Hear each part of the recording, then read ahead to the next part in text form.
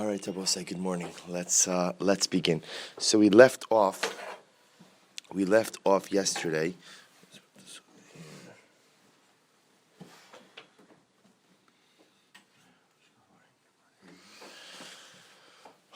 Still Shekalim. We left off yesterday on Dalet Amud Beis, actually by the two dots. Ha'achin v'ashutfin.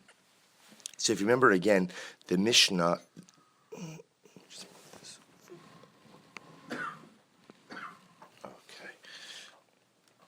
If you remember again, the Mishnah made the statement about brothers who inherited an estate and how Lemaisa, again, depending on the nature of their relationship, would impact Meiser Behema versus and Kalbon. So the Gemara now quotes over here, Achin v'hashutfin shechayovin bekalbon upitur mimeiser behema. So there are two cases.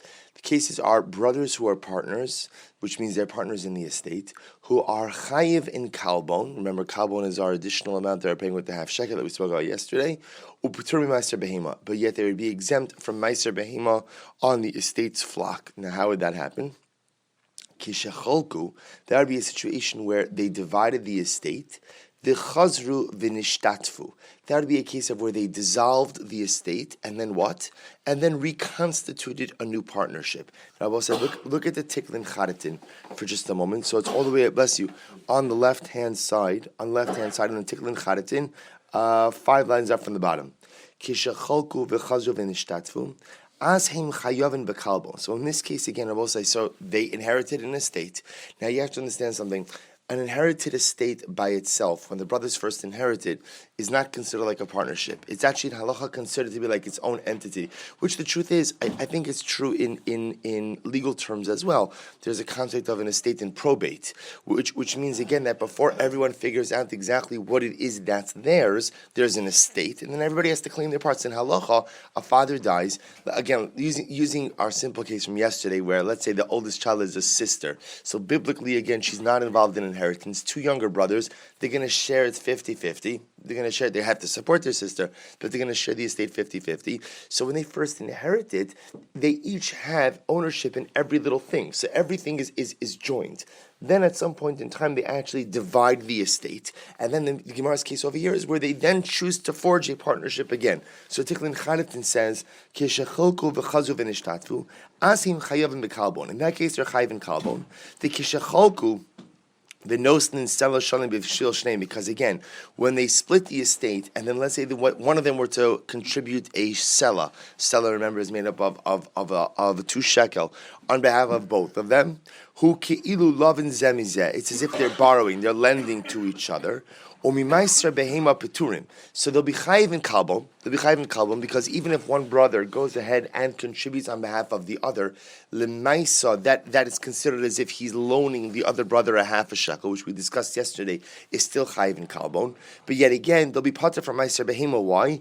The eder shall shutfim pater mimaiser behema. So this is very interesting because the halacha by maiser behema is jointly owned animals are exempt from Meiser Behema. And again, he quotes the pasuk over here, Design Bebechoros, Kol Peter Shegar Behema, Asher Yihye Lecha. When the Torah sees a Meiser Behema, it phrases it in the singular, that which belongs to you. So the Gemara learns out that any animal that's jointly owned is potter from Meiser Behema. So therefore, again, because they reconstituted the partnership, therefore, Lemaisa, Yachayv and Kalbon, potter from Meiser Behema. Back up top.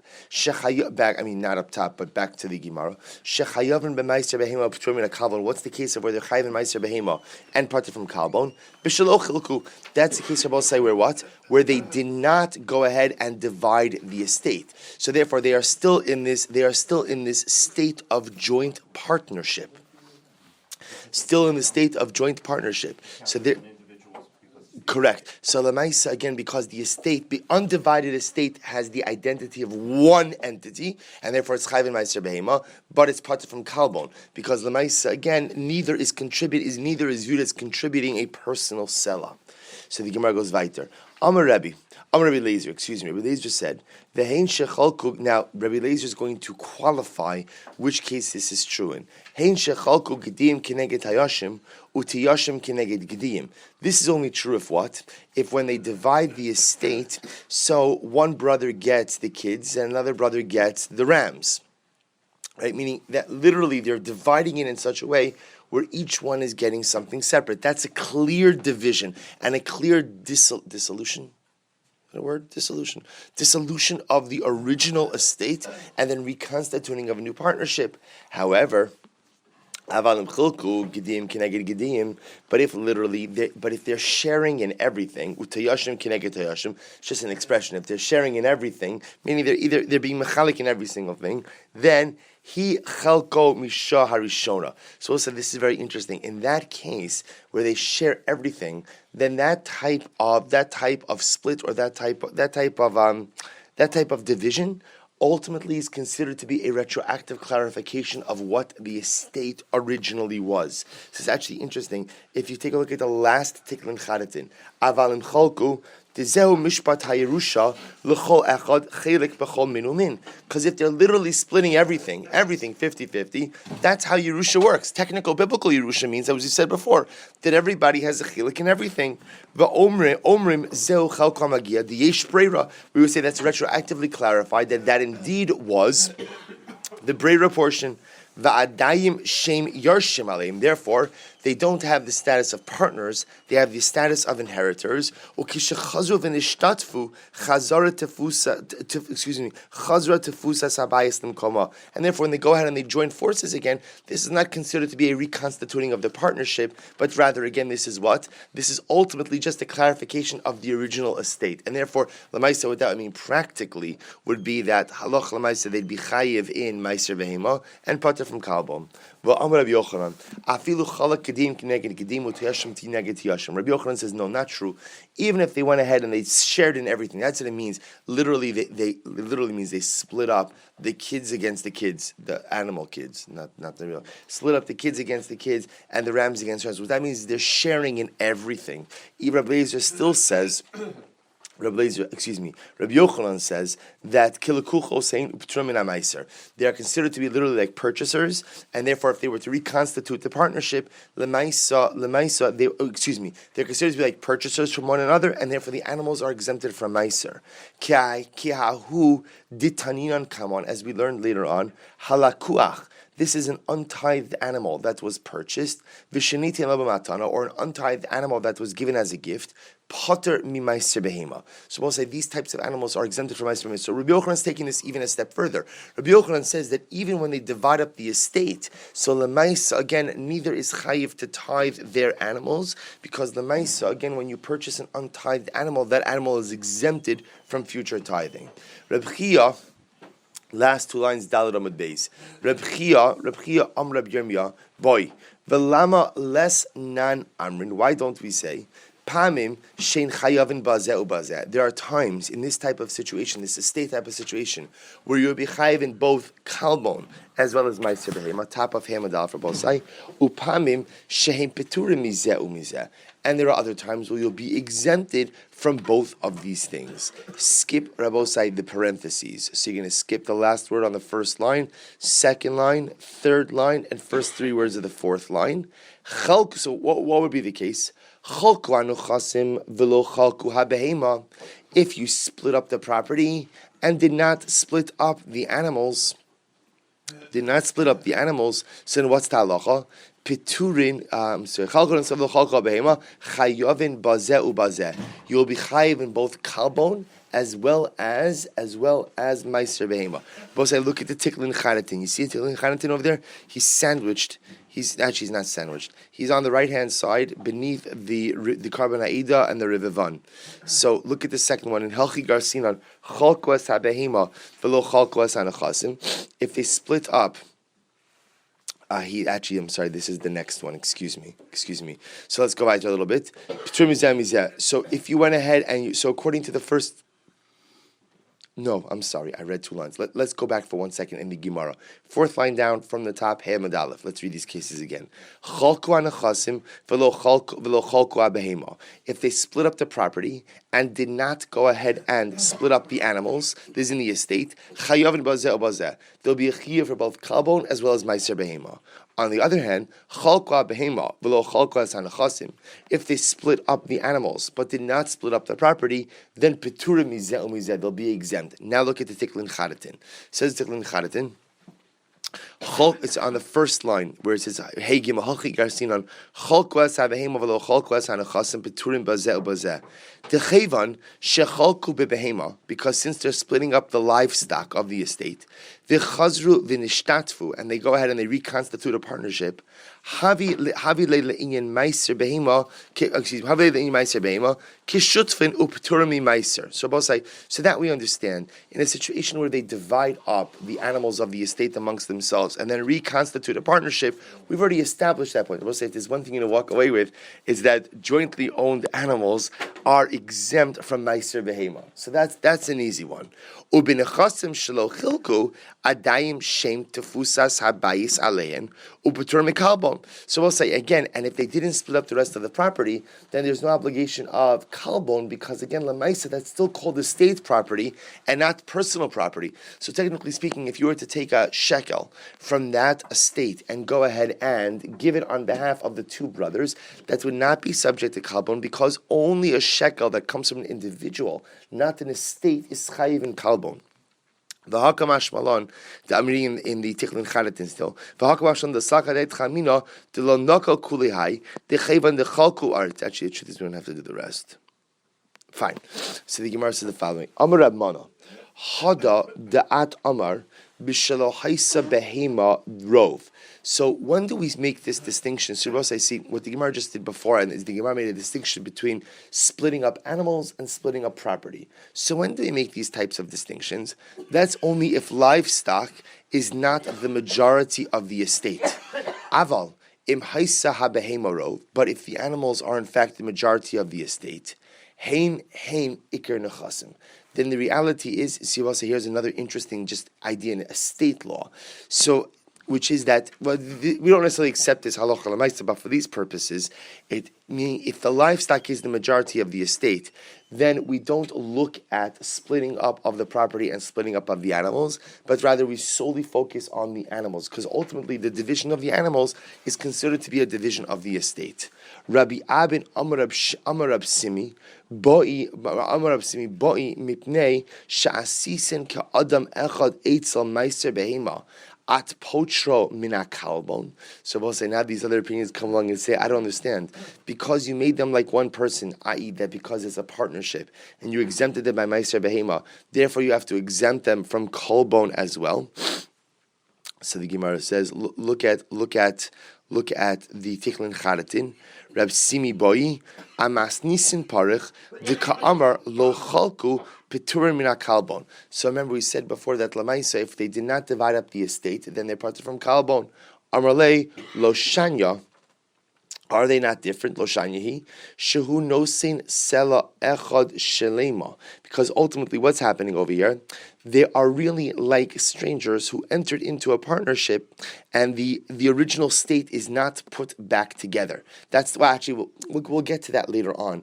This, what he's saying over here is, he says, Hu Shenosin Sela Echad Shlema, ultimately means they're going ahead and they're giving one selah from an undivided estate. So when you give one selah from an undivided estate, yes, the halacha is going to be that you're not going to be subject to kalbon, because kalbon is a personal tax that is levied against the half shekel. But if the origin of the half shekel is not an individual but it's an estate, there's no kalbon. So he goes weiter. Me'ata afilu chalku v'chazu v'nishtatfu chayovin b'kalbon upturn mimaiser behema. If that's the case, then lemaisa, even in a situation of where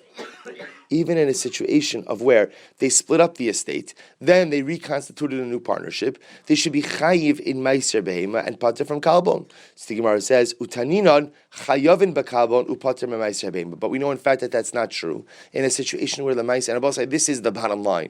The bottom line is that halacha l'meiser, when two brothers, and I'm just using the case of two brothers because it's just easy for illustration purposes, but it's even more siblings. Two brothers inherit an estate, so l'meiser again in the inherited form, the livestock is subject to meiser behema, but the half shekel is not subject to kalbon.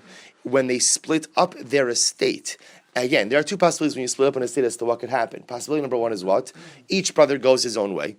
And if each brother goes his own way, that case is easy. Because then you're chayv in kalbon. And what? And you're chayv in meiser behema. But if they choose to go, because again, remember, because kalbon, here's what it comes down to. The common denominator between kalbon and meiser behema is that both are only applicable when you're talking about an individual.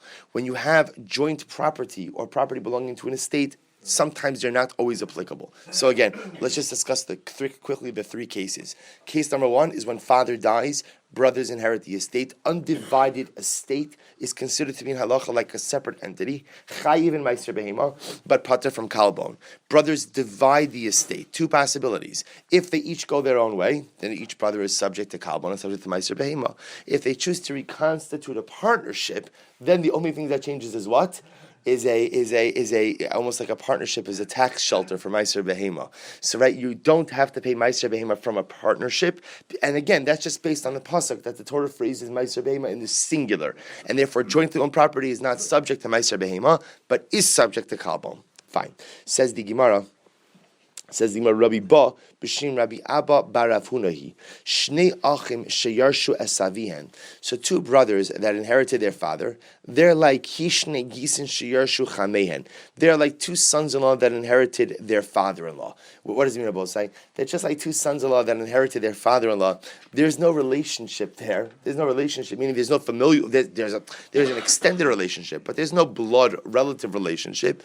So too, even when two brothers go ahead and inherit their father, when they dissolve the estate and then reconstitute a partnership, they are just like two strangers who entered into a partnership. Meaning, there's nothing different about two brothers who create a partnership based on estate property than strangers who create a partnership with each other. The only unique aspect of it is when they first inherit. But once they dissolve the estate, reconstitute a new partnership, it doesn't make a difference that they're brothers with their father's property. They're no different than anyone else. Now the Gemara goes full circle.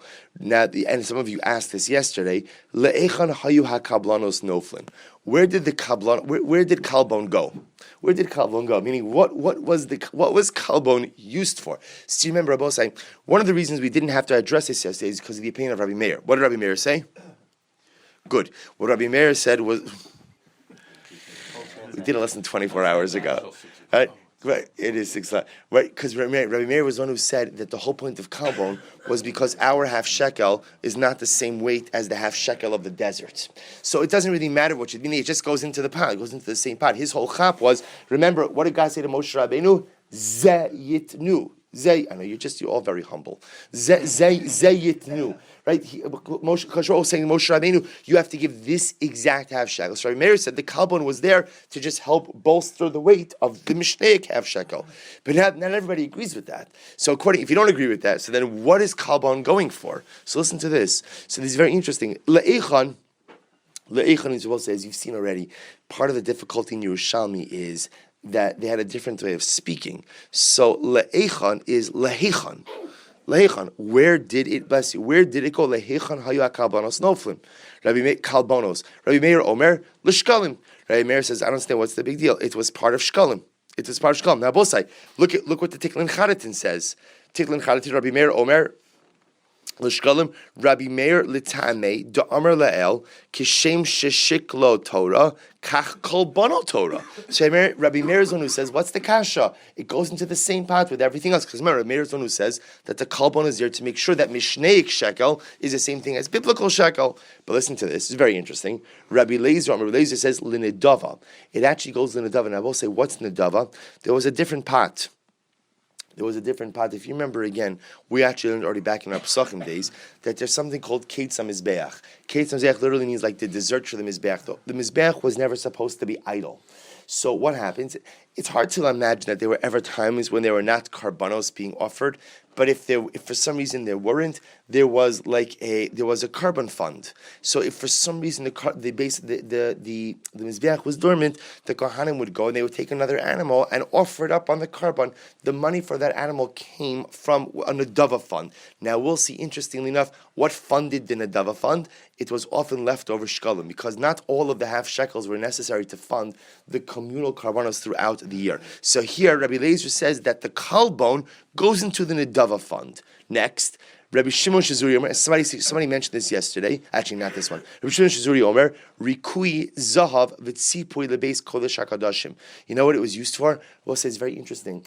We know that the outer Mizbeach, the inner Mizbeach was a gold Mizbeach. Gold plating sometimes has to be replaced. The inside of the Kodesh HaKadoshim was also made of gold plating. So some say that this money was used, that if gold plating had to be replaced, this would be the funds for the gold plating. Okay. Ben Azai Omer, Shulchanin Hayu Noten Osan B'scharan.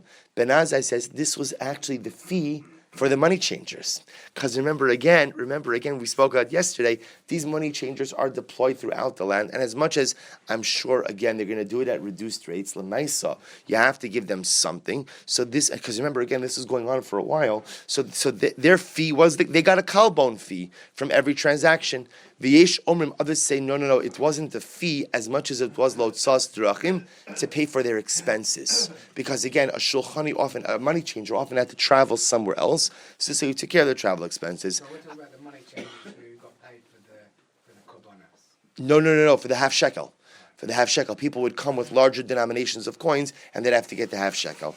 Hadron aloch be'ech perek be'ech ba'adra. We'll say mazel tov. Our first parak. Says the Mishnah, Halacha Aleph.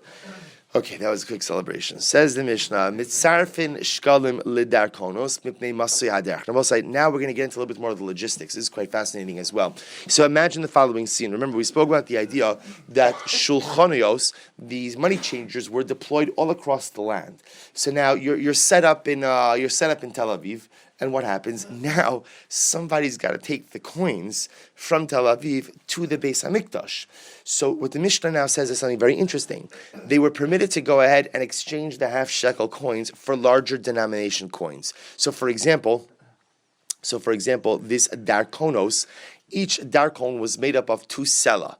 Each sela is made up of 2 shekel. So ultimately, again, each darkon is 8 shekel. Did I say that? 4 shekel, excuse me. Right, correct. Each darkon is 2 sela. Each sela is 2 shekel. 4 shekel, thank you. 4 shekel. So you could obviously cut down significantly the amount of coins you actually have to carry with you. In order to lighten the load. So we'll see shofros actually means a collection box. We'll discuss exactly why they called the collection box a shofar. We'll get into that. But the same way, actually already take a look at the Tiklin Charatin. He says here, shofros, tevos shepihan sar lemala, umarchi v'holich kein shofar kadesh lo yuchlu lito mehem klum, v'yo omdim ba'azara, v'chol echad maybe shiklo v'nosim. So it's very interesting. They used to make their collection boxes narrow at the top and wide at the bottom. Why? Because this way no one could put their hand in and take anything. It also, by the way, it's more than just also not taking anything. We're not necessarily chosh somebody's going to steal, but we'll see also that for temple purposes, it was very important that there should be even no possibility of misappropriation. So by making the collection boxes small in a way, there's no way that anyone could take anything. So they would put out. So by the money changers, they would put out these collection boxes. They'll put out these collection boxes. Now we'll discuss what those collection boxes were for. So Kishim Shayu Shofros B'Mikdash Kacha Yishofros B'Medina Bnei Ha'ir. So we'll say another very interesting case. Bnei Ha'ir Sheshalchu Es Shiklehen. Listen to this. So imagine the following scene. So we're living in Tel Aviv. And what happens? We send our half shekel with Ruvain. And what happens? V'nignevu Osha Avdu. We'll say, listen to this. And Ruvain gets mugged. Right? Mamish, he gets mugged, so all the half shekel are gone. So either or he lost the half shekel. He went in to get to get a cup of coffee, and he left the mule running, and he went ahead and he left the half shekel. So he comes back and it's gone. So what happens? Listen to this. Im nitrama hatruma. So now Abba said the shaila is, what's the obligation? Who is obligated? Im nitrama hatruma. Im nitrama truma.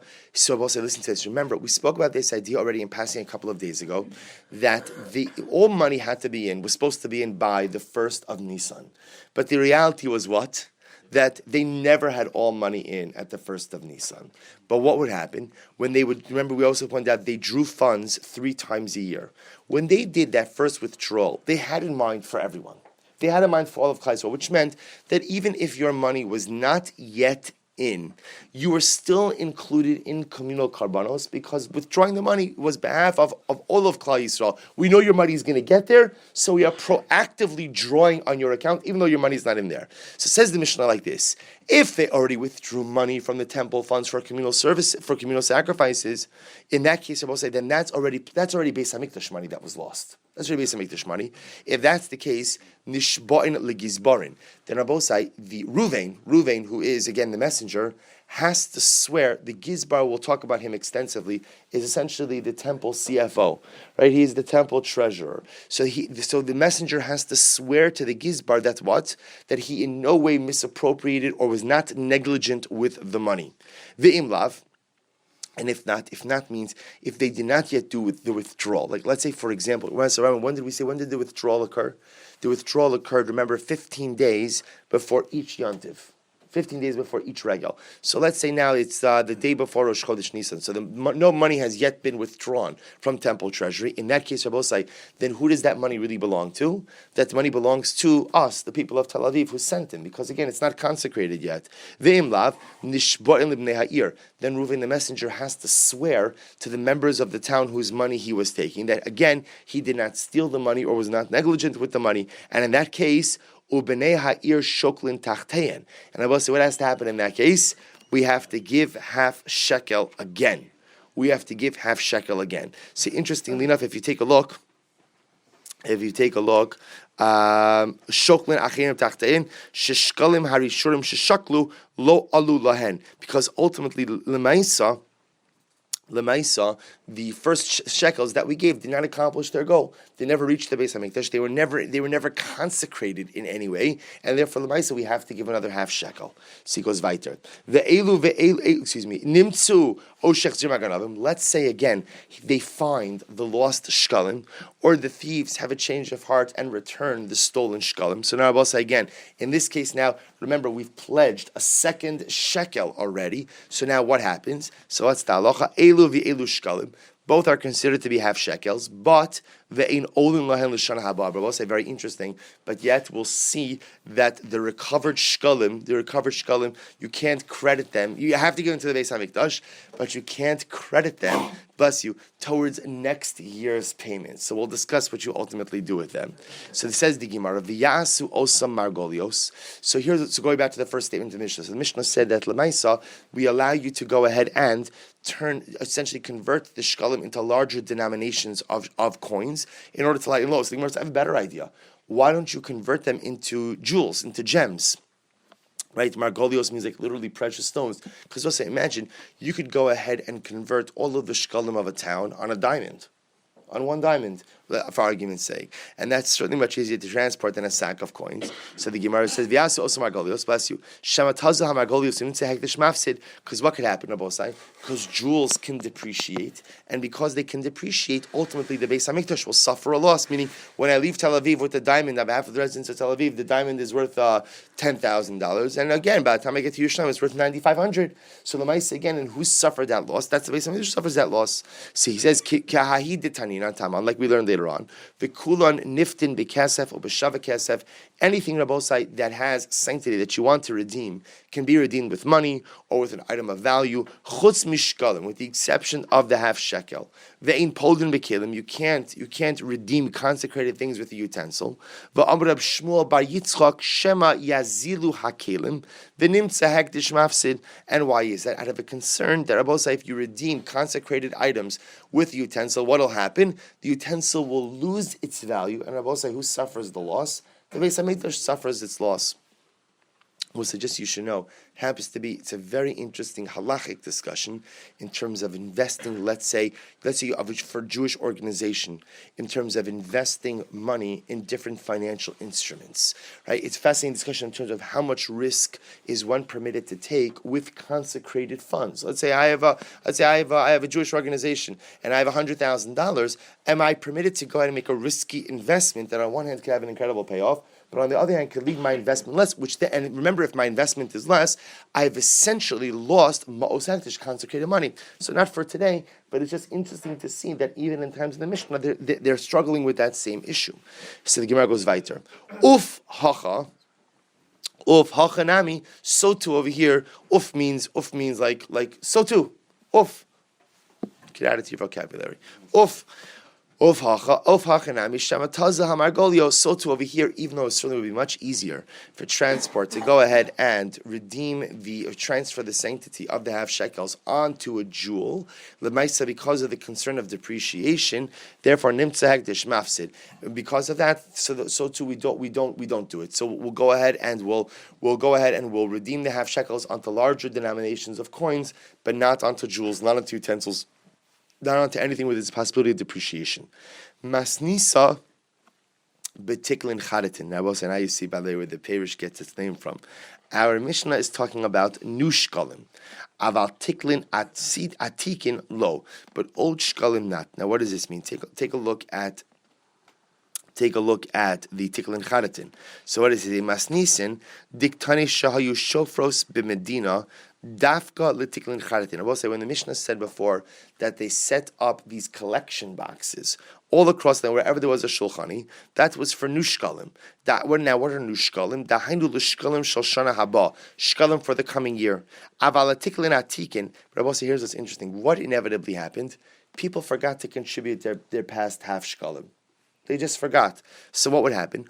Often, so now let's say I'm coming. It's going to be Tav Shenai Dalit. I'm coming on the 15th of Adar to contribute my half shekel for the 5774 year, and I realize, I never gave one for 5773. So what am I going to do? I'm going to give my past half shekel also. That's called tiklin atikin. That's called an old shekel. Dahainu lemi shelo shekel ishtakid lo haya shofros b'medina elatzarach la'avi lemikdash tavka. So also we will see that if you did not pay last year's shekel, you still have to contribute it, but in order to contribute that, where do you have to go? You have to go to the Beis Hamikdash. That you can't. Even though they had collection boxes were only for new shkalim. For old shkalim, you have to go to the Beis Hamikdash itself. So the Gemara says, for old shkalim, you cannot use the collection boxes. The tani kain atikin, we learned this as well. Atikin b'mikdash, ve'in atikin b'medina. You could contribute old shkalim in the Beis Hamikdash. Again, old shkalim is not a statement about the quality of the coin, but remember, it's a statement of last year's. I could contribute last year's shekel in the Beis Hamikdash, but not in the Medina. Now the Gemara says something very interesting. Masnisin b'shomer chinam. Now remember again, what did the Mishnah say? The Mishnah talked about the shomer who lost the shkalim on the way to the Beis Hamikdash. So what the Mishnah seemed to indicate is what? That the only variable is has the Beis Hamikdash withdrawn money yet for the karbanos, because that will determine who the shomer has to take an oath to. But here's what's interesting, which is there's no discussion about the shomer being chayiv for anything. And I will say what the Mishnah is describing. Again, we're familiar with this concept of shomrim. So there's a shomer chinam and a shomer sachar. A shomer chinam is an unpaid custodian. Shomer sachar is a paid custodian. A shomer chinam is an unpaid custodian is pater for everything except pshia, except for negligence. If he's negligent, then he's chayiv for that.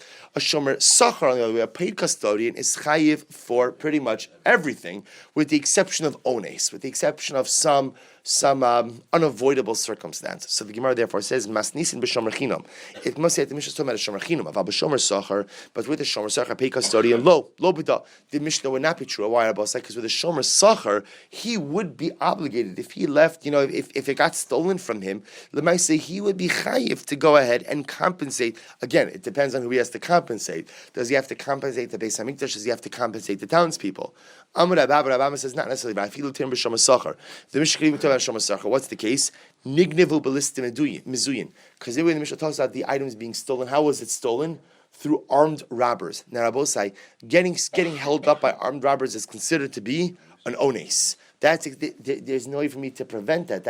I can't fight back. Nothing I could do. That's extenuating circumstances. Even if I'm a paid custodian, I would still be exempt from liability in that case. Or avdu, the case of where I lost it could be where kamisha tavos svinaso bayam, like where my boat sunk.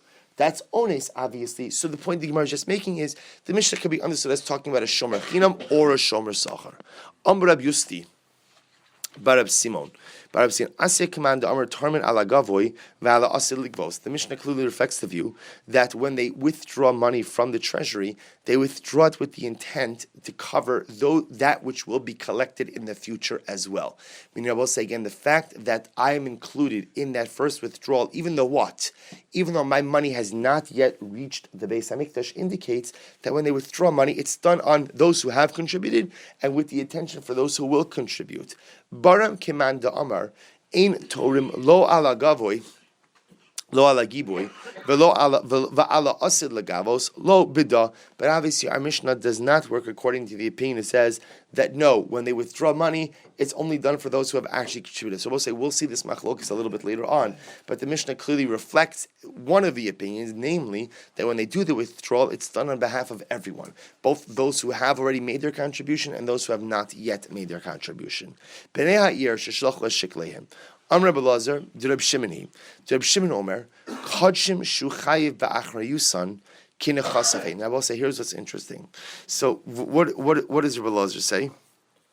Reb Belazar says, actually Reb Shimon says, if you take a look at the last line of the Tikkun Chadatin, to Reb Shimon he says, Hadisnan b'masnisin Dashomrim nishboim to Reb Shimon the imlokein hagkaimalon in nishbar ala kadeshos. I will say, normally we have a rule when it comes to Shavua, is that we don't take Shavuos regarding consecrated properties. We'll discuss where that concept comes from, but right now we'll just take it as a statement of fact, that you don't take a Shavua about consecrated properties. And yet here what's happening in the Mishnah, clearly the Shomer is taking Shavuos on consecrated property.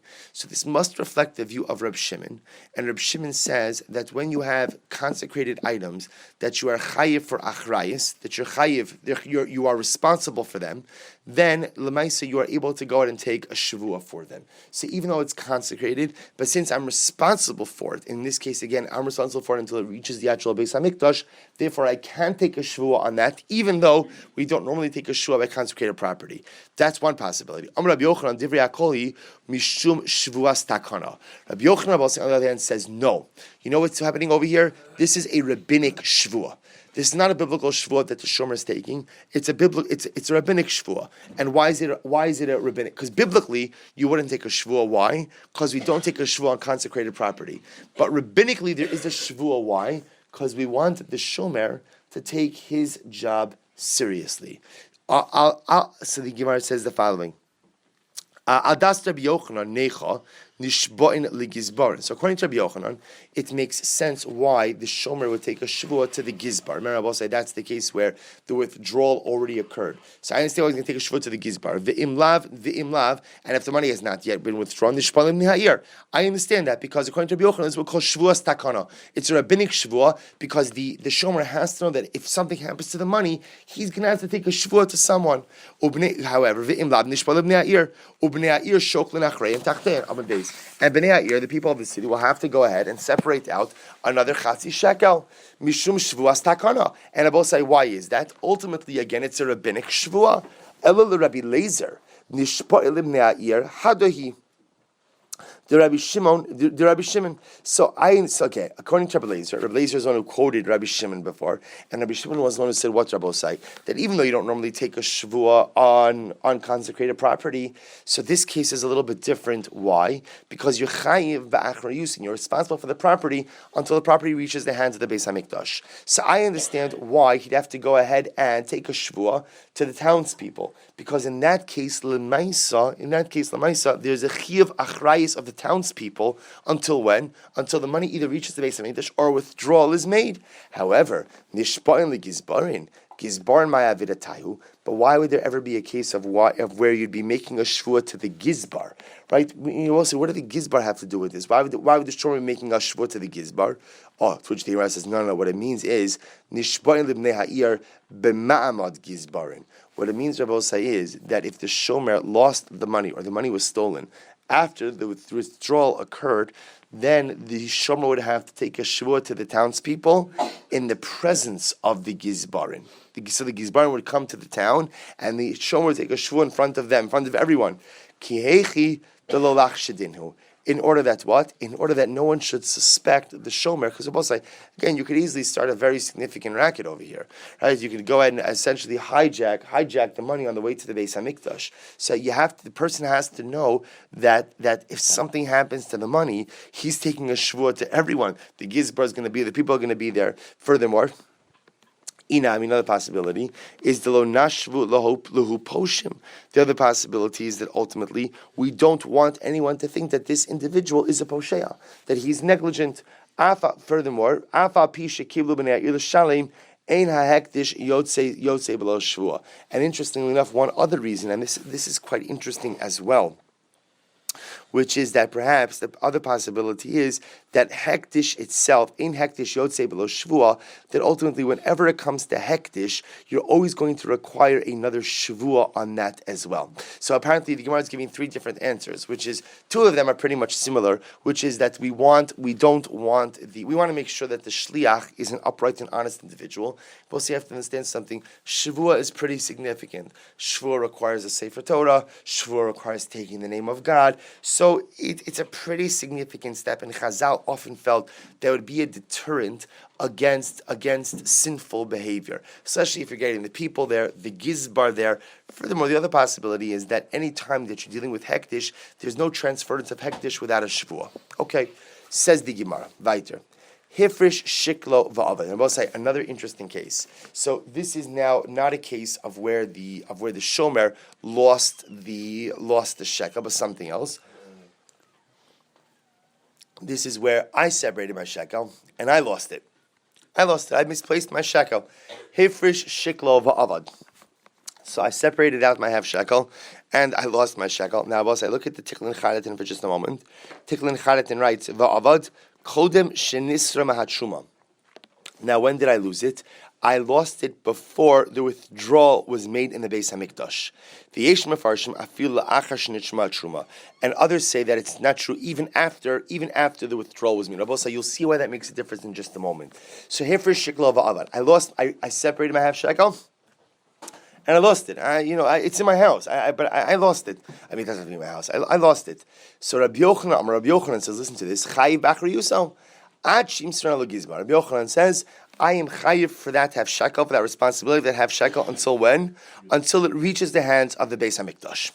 That's it. So it's my responsibility until it gets to the Beis Hamikdash. Therefore, if anything happens, I have to replace it.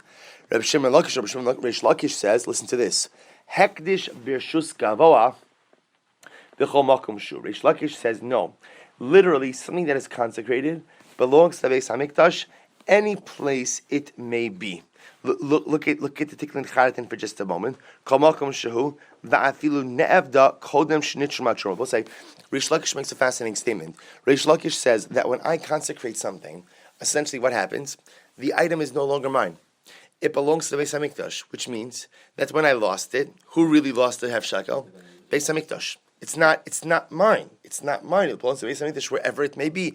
And interestingly enough, according to Reish Lakish, this would be true even if I lost it before the first withdrawal in the Beis Hamikdash. He goes on. So the Gemara says, "Masnisa pliga arav Shimon Lakish." The Mishnah argues on Reish Lakish because what is the Mishnah saying? Nishba'in livnei ha'ir u'bnei ha'ir shoklin tachteim. And I will say, what did our Mishnah say? I will say, in a case where the shomer lost that, the cities have shkalim. And what happens? It was before the first withdrawal was made. So what did the Mishnah say? The shaliach has to take an oath to the members of the city that he didn't misappropriate or steal it. And what? And they have to make up for it. They have to pay a second shekel. So what do you see from there? You see from there that it really is your half shekel until when? Well, one of two things. Either until it reaches the Beis Hamikdash or at least until they do the withdrawal. Lo otu mishum shvuas takana. So the Gemara, I'm sorry, it's really a question. Lo otu mishum shvuas takana. Could it be ultimately that the nature of that the reason for this is because of shvuas takana? Now take a look at the Tiklin Charatin for just a moment. Od shehi mishum shvuas takana. He says kolomar Kimo lemalo deshvuas hashalech mishum takana, hachanami tashlumin dibnei ha'ir nami mishum takana, kedei sheyehei habaylim nisharn b'shmirasan. Also, the Gemara makes a very interesting suggestion. The Gemara makes a suggestion that maybe when the Mishnah obligates the townspeople to pay again, it's not really because they have to pay again. But just like we make the Shomer take a Shavua in order to make him vigilant with his shlichus, so why do we make the people pay again? That people should be vigilant with the half shekel. Next time, make sure to trust someone else. Next time, maybe you should drop it off somewhere else. Meaning, so therefore, what we're suggesting is me'ikar adin, maybe once you give your half shekel, you're done. You're done. That's the Beis Hamikdash property. But rabbinically, if your shekel never reached the Beis Hamikdash, or if your shekel was lost before the first withdrawal, the rabbi said that what? You have to contribute again in order to teach people a vigilance vis-a-vis the half shekel. Finish up the tikkun charatin. Umikol makom kishenitshma truma. However, again, if the truma was already taken, kevan dekayil. All right, actually, we'll leave the rest. Fine. So says the Gemara. Tani harishonim noflin l'tiklin charatin, hashniyim noflin l'tiklin atikin. And I will say, remember, the last case in the Mishnah was where, let's say, you found. So now, remember, my first half shekel was lost. My first half shekel was lost, and again, let's assume for a moment that took place before the withdrawal in the Beis Hamikdash. So the Mishnah told me I have to go ahead and give another half shekel. We've now established that Lamaisa, I don't really have to give another half shekel, but rabbinically I'm obligated to. Fine. Then what happens? They find my first half shekel. So what does the Gemara say? The Gemara says, Tani, harishonim noflim tiklin charatin. The first shekel is used for this year's shekel. Vashnim noflim tiklin atikin. And the other shekel, the second shekel, is used in the old shekel collection. As he pointed out before, whatever we're going to use the old shekalim for, we'll discuss. Now what's the shekel Rabbi? Which one is the first one? And which one is the second one? Says the Gemara, Elu hein rishonim ve'elu hein shniim. Which is considered to be shekel 1, which is considered to be shekel 2. Rabbi Pinchas, Be Reb Chia, Rabbi Abba Mari, Chad Amar, Elu shesholchu b'nei ha'ir tchila. One opinion said, you know what the first shekel is? The first shekel is the chronological first shekel, right? So again, therefore, the first one I sent out that was lost or that was stolen, that shekel goes towards this year's pot, and then the second one that I gave as a makeup, that'll go to the tiklin atikin, that'll go to the old pot. However, v'charna Amar Charna said, Elu she'gilin de gizbarin tchila. No, the definition of shekel 1 is what Rabbi say. The definition of shekel 1 is whichever one reached the Beis Hamikdash first. That's called shekel 1. That's one that's going to go for this year's collection. And the second one will ultimately what? The second one will ultimately use for tiklin atik, and that'll go into the old shekel pot. Rabbi say, b'pashus is mitztaber that the opinion is going to go like the second one, because the logistical nightmare that the first one wouldn't. What that would mean is now. Well, I mean, it's not such a crazy logistical nightmare. I don't actually have to go back and get my exact. I'm sorry. Well, that's okay. Meaning, at the end of the day, there's still going to be a half shekel there. Right, but if you gave the second one, the second one counted, and then you sent in the first one, and you're putting the first one in that original. No, then you take out the first. You're only going to have one in the pot. Right. There's only going to be one in the new shekel pot, and one's going to go in the old shekel pot. The question is which one is going where? Why don't you just flip the shekel? Well, I'm sorry. Why don't you just flip the shekel? Flip the shekel. All right. So says the Mishnah. Hanosein shikla lechaver lishka ayado. Supposed to listen to this. Now we're going to talk about shekel misappropriation. Shekel schemes over here. So says the Mishnah. Hanosein shikla lechaver. So I give my shekel to my friend to give on my behalf for my half shekel obligation. And what happens? I don't say shikla lechaver lishka ayado v'shikla ayade atzmo. And what happens? He uses it for himself. So he uses my half shekel to satisfy his obligation. So we'll say now what's the shaila is what happens. If the withdrawal has already been made, the first withdrawal has already been made at the time when he contributed the shekel, then in essence he's committed mi'ilah. Why Rabbi? Because remember, what have we already established? When the first withdrawal is made, remember that first withdrawal is made on behalf of who? Of everyone who actually has contributed and will contribute, which means that what occurs to all half shekalim at the time of the first withdrawal, they all become consecrated, which means that when my friend, my ex-friend, Reuven goes ahead and contributes that half shekel, that was mine, but I was contributing it on his behalf, he is actually misappropriating consecrated funds, which means that he has committed mi'ilah. Hashokel shiklo mina hektish. Similarly, if one goes ahead and takes a shekel of hektish, right? V'nitra mahatruma, v'karva habehema, ma'al. We'll say another interesting case. If I took a shekel that was already consecrated, half shekel was already consecrated, and I gave it on my behalf. Now, obviously, I'm not allowed to do that, but I gave it on my behalf, and then what happens? The withdrawal was made. An animal was bought with those funds. When the animal is bought, at that point in time, I have committed me'ilah. So me'ilah is not committed at the time of contribution, but rather me'ilah is committed at the time when there's an actual offering that is offered. He goes on, Meiser Sheni, Umidmei Shavius, if you go ahead and you used money, if you used a half shekel of Meiser Sheni, or a half shekel of Shvius money, which means Shemitah produce, in those cases, Yochal Kenegdan. We'll discuss what Yochal Kenegdan literally means. You have to eat a corresponding amount. We'll discuss exactly what that means. I will say, take a look for just a moment at the Tiklin Charatin Mina Hekdish Shahaya Biyado Maos Shehekdish Lavedek Habayis. I had in my hand money that I consecrated to the Beis Hamikdash. Ukesavar Shem Shel Chulin. I thought that they were Chulin, unconsecrated. V'shaklo mehen shkalo. V'nitra matruma. V'kana behema ba'osa truma. V'krivua az nischay v'shokal karban meila. Aval kodem lachin lo ma'ol. Lefi she'ein meila ele b'motzi mina hekdish l'chulin. So we'll see why this is. That interestingly enough, in the case where I contributed an already consecrated coin, l'maisa, again, there's no meila until an actual animal is brought and offered on my behalf. The reason for that is because meila only takes place when you take something that is consecrated and use it for something mundane. However, to take something that's consecrated and transfer it to another state of consecration, that's not called meila. But when that money is used to purchase an animal for my purposes, meaning in this case my stake in communal karbanos, that is me'ilah. Says the Gemara, Hashokel, Anantaninon, we learned, Im kirva ha-behema, Vitani debei Rebbe, Im nitra mahatruma. It's interesting enough, the Gemara, look at the Tiklin Charatin again, Anantanan, Bereisha, nitra matruma, Demashma, Dema'al Tekif, Af shelo kirva. V'tani Rebbe debraisa gam bereisha v'kirva. So also interesting enough, you remember again the way the Mishnah reads is that Ruvain stole my shekel. I gave it to him to give on my behalf. When he shows the Beis Hamikdash, he gives on his behalf. So what did the Mishnah say? If they already made the withdrawal in the Beis Hamikdash, then l'maisa he has committed me'ilah. So the Gemara just says Anantaninon im kirva ha-behema. Interesting enough, one version of this Mishnah is that the only time Ruvain goes in and commits me'ilah is if they literally they would buy a carbon. When they would buy a carbon and then sacrifice an animal on his behalf, that's when he commits me'ilah. Others say, time to be Rebbe, im nitra mahatruma, like we have in our Mishnah. I skip the parentheses. Man tana im nitra mahatruma. Who is the opinion who holds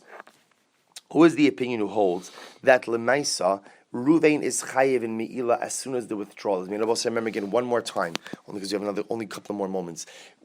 Understand what the Mishnah was expressing is a fascinating idea, which is that I gave my shekel to Ruvain to give to my behalf. Ruvain instead contributes it on his own behalf. So what did the Mishnah say? If the withdrawal of Shekalim, the first withdrawal was already made, then the shekel that Ruvain has in his hand is already consecrated, which then means that when he misappropriates it, he is committing me'ilah. So who is the opinion who says that as soon as they make the first withdrawal, that all of the Shekalim are already consecrated? So the Gemara says, that's Rabbi Shimon. Rabbi Shimon, miyad haya mikabel ma'osav, va'kohanim's reason hain, because ultimately, they would go ahead and, if you take a look at the Tiklin Charatin, Rabbi Shimon says, bisof dvar, no, that's, I forgot what the Rashi Tevos is. It'll come to me in just a moment. All right, it'll come to me. Miyad hayim mekabel ma'osav, hamasape karbanos hayim mekabel hamaos miyad.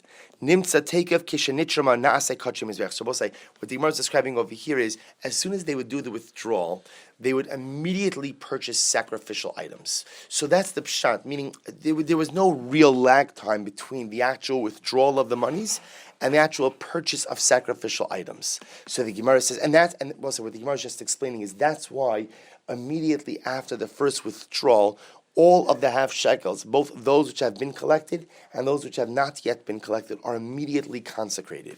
He says, Vikashya. And I will say again, there seems to be a kasha, again, against the first case in the Mishnah.